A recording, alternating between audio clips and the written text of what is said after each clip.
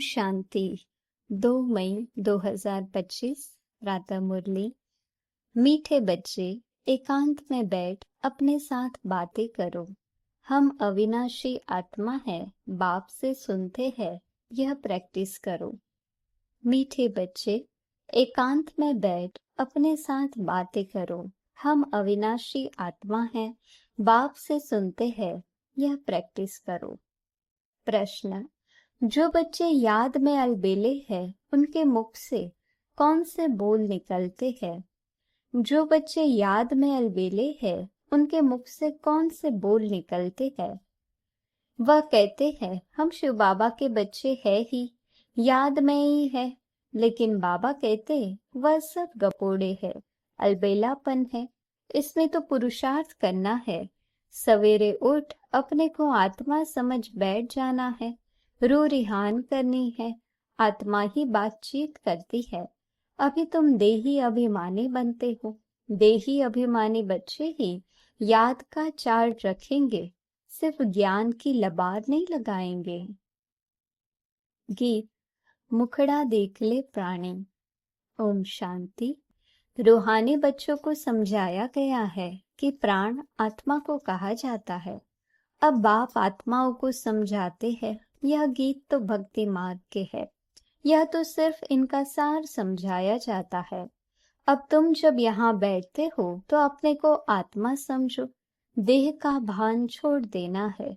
हम आत्मा बहुत छोटी बिंदी है। मैं ही इस शरीर द्वारा पाठ बजाती हूँ। यह आत्मा का ज्ञान कोई को है नहीं। यह बाप समझाते हैं, अपने को आत्मा समझो।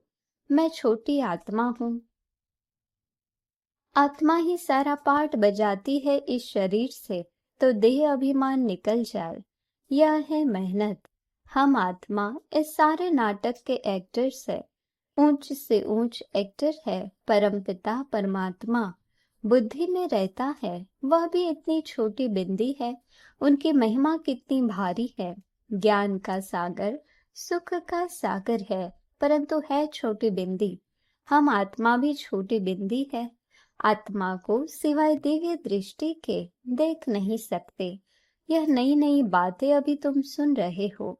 दुनिया क्या जाने, तुम्हारे में भी थोड़े हैं जो यथार्थ रीति समझते हैं और बुद्धि में रहता है कि हम आत्मा छोटी बिंदी है।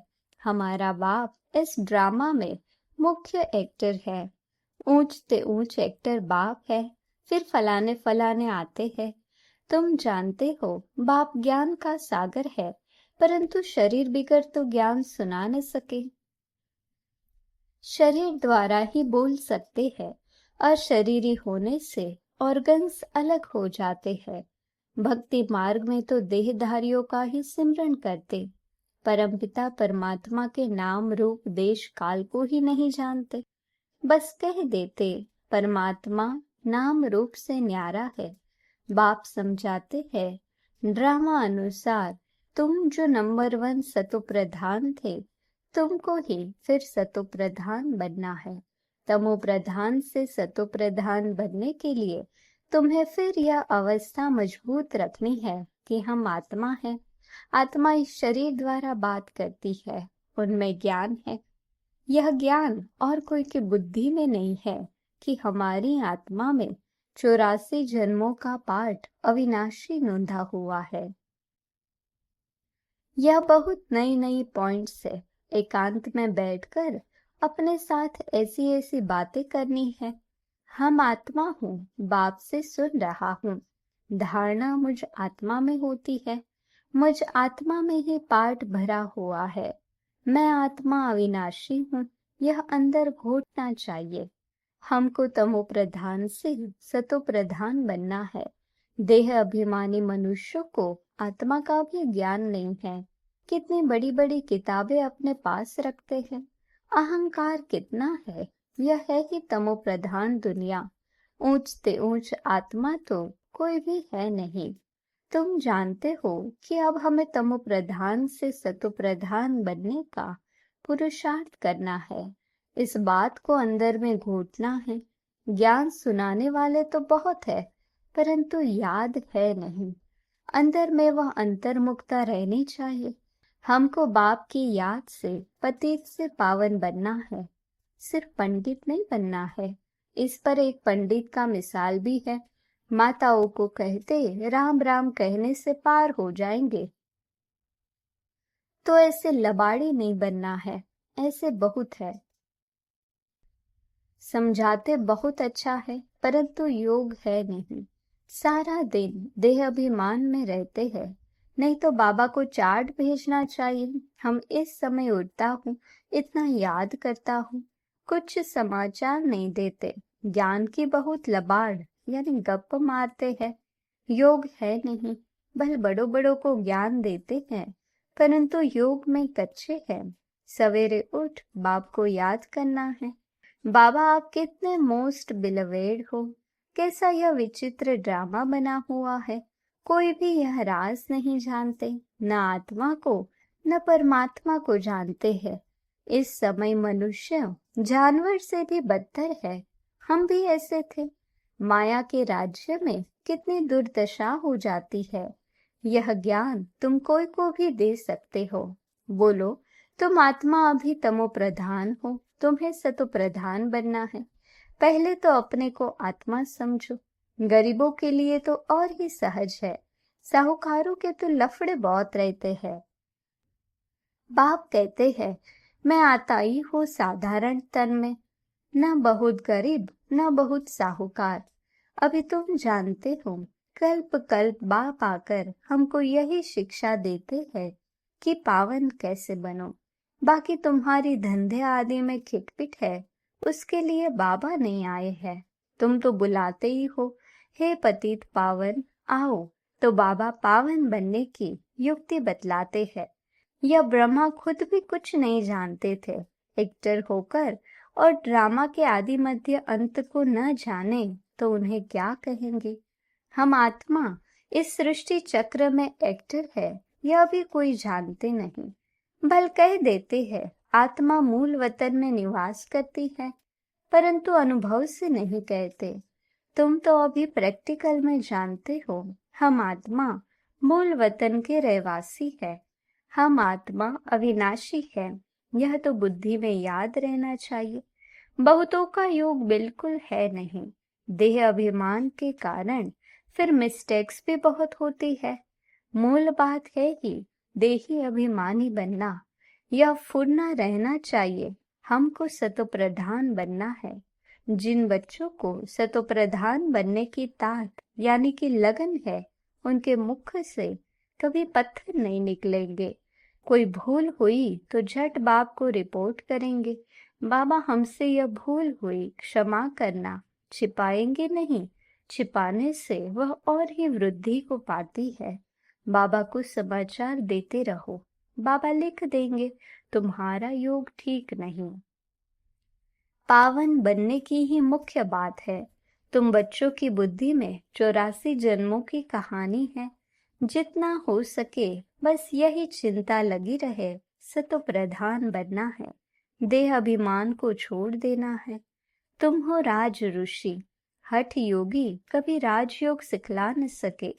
राजयोग बाप ही सिखलाते हैं, ज्ञान भी बाप ही देते हैं। बाकी इस समय है तमो प्रधान भक्ति। ज्ञान सिर्फ बाप संगम पर ही आकर सुनाते हैं। बाप आए हैं तो भक्ति खत्म होनी है, यह दुनिया भी खत्म हो जानी है। ज्ञान और योग से सतयुग की स्थापना होती है। भक्ति चीज ही अलग है। मनुष्य फिर कह देते दुख सुख यहाँ ही है। अभी तुम बच्चों पर बड़ी रिस्पॉन्सिबिलिटी है। अपना कल्याण करने की युक्ति रचते रहो।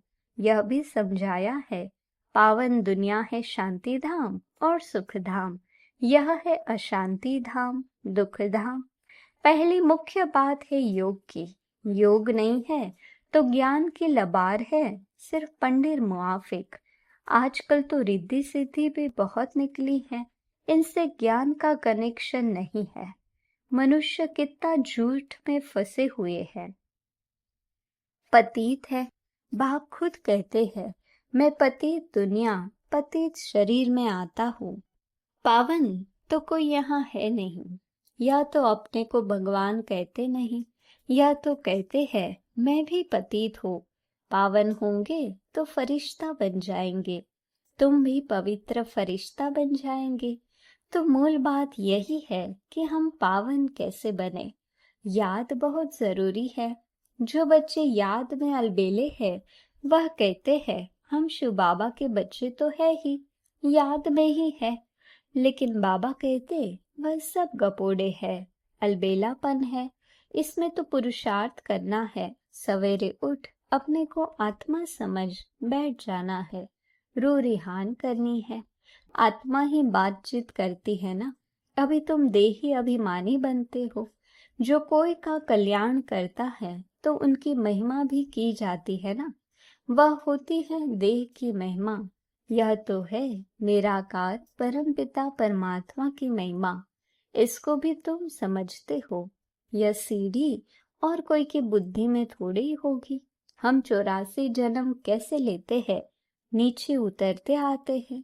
अब तो पाप का घड़ा भर गया है, वह साफ कैसे हो। इसलिए बाप को बुलाते हैं। तुम हो पांडव संप्रदाय, रिलीजो भी पॉलिटिकल भी हो। बाबा सब रिलीजन की बात समझाते हैं, दूसरा कोई समझा न सके।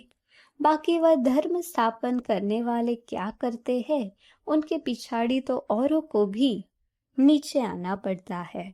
बाकी वह कोई मोक्ष थोड़ी देते। बाप ही पिछाड़ी में आकर सबको पवित्र बनाए वापस ले जाते हैं। इसलिए उस एक के सिवाय और कोई की महिमा है नहीं। ब्रह्मा की व तुम्हारी कोई महिमा नहीं। बाबा न आता तो तुम भी क्या करते। अब बाप तुमको चढ़ती कला में ले जाते हैं।